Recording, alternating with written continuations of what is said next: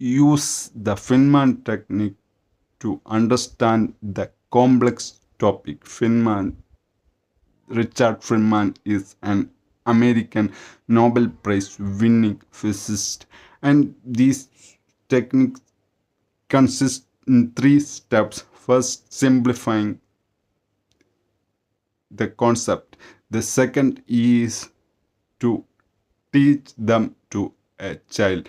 The third step is to going back, fill into knowledge gap, and this is helps to understand complex topics and increase your recall and learning and memory power.